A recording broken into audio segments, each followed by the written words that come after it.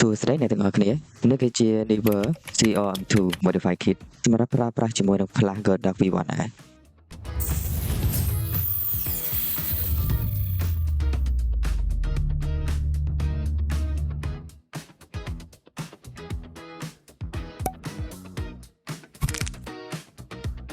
កុំឲ្យខាតពេលយូរយើងមកបាត់ប្រអប់ទាំងអស់គ្នាថាតើនៅក្នុងប្រអប់មានឧបករណ៍អីខ្លះ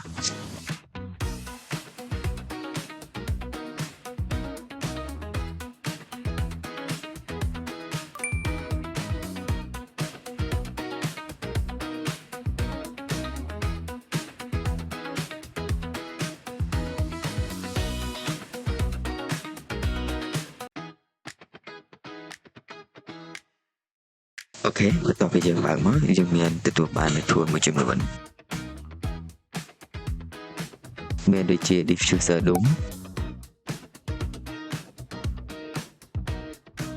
មាន snode មាន color grid filter មាន magnetic mount adaptering មាន honeycomb grid មាន diffuser flash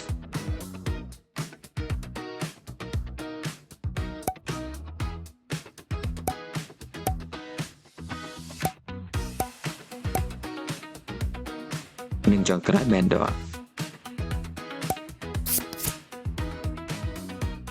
តោះឥឡូវយើងមកមើលពីមុខងាររបស់ tool នីមួយៗមួយគឺជា diffuser DOM វាជួយធ្វើឲ្យពន្លឺបានទន់ល្មើនិងរាលដាលបានល្អនៅជុំវិញបរិយាកាសល្អសម្រាប់ការថតរូបឬនៅក្នុងទីតាំងបិទជើងណាមកទី2សំស្នូគឺជាបំពង់តម្រង់ពន្លឺមានមុខងារសម្រាប់បដោតចំណុចតូចមួយដែលជាក់លាក់បំផុតសម្រាប់អាទី3វិញជា color grid filter តម្រង់ពណ៌ជាធម្មតាមានច្រើនពណ៌មានដូចជាពណ៌លឿងពណ៌ក្រហមពណ៌ខៀវបៃតងជាសម្រាប់ធ្វើការផ្លាស់ប្ដូរពណ៌ឬក៏ធូនពន្លឺឬកែតម្រូវបាយ balance ទី4គឺជា magnetic mount adapter គឺជា ring សម្រាប់ភ្ជាប់ដែលអាចភ្ជាប់ទៅនឹង flash head របស់ហើយអនុញ្ញាតឲ្យឧបករណ៍ផ្សេងភ្ជាប់ដោយ magnetic នេះទី5 Honeycomb ជួយកំណត់ទិសដៅពន្លឺឲ្យកាន់តែជំនួសបង្កើតបានជា dynamic effect ឬក៏ rim light ទី6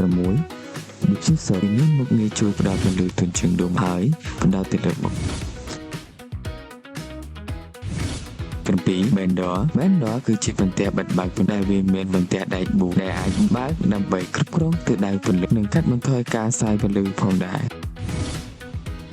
សរុបមកវិញ Never CRM2 គឺជាឈុតឧបករណ៍កែប្រែពន្លឺនិងហៅថា Lightning Modify Kit ដែលរចនាឡើងជាពិសេសសម្រាប់ការប្រើប្រាស់ជាមួយនឹង Flash ដែលមានរាងមូលដូចជា Godot V1 Series Godot GAD100 និង AD200 Pro ផងដែរវាជាជម្រើសដ៏ល្អមួយសម្រាប់អ្នកថតរូបដែលចង់បានពន្លឺបត់បែននិងងាយស្រួលក្នុងការគ្រប់គ្រងពន្លឺនៅពេលថតសរុបមកបងប្អូនចង់បានរីងដែលរឹងមាំហើយអាច modify តាមចិត្តក្នុងតម្លៃធូរថ្លៃបាន Never CRM2 គឺជាជម្រើសដ៏ល្អបំផុតសម្រាប់អ្នកនៅក្នុងឆ្នាំ2026នេះកុំភ្លេចចុច like និង follow ដើម្បីទទួលបានវីដេអូថ្មីៗជាច្រើនទៀតអរគុណជំរាបលាបាយបាយ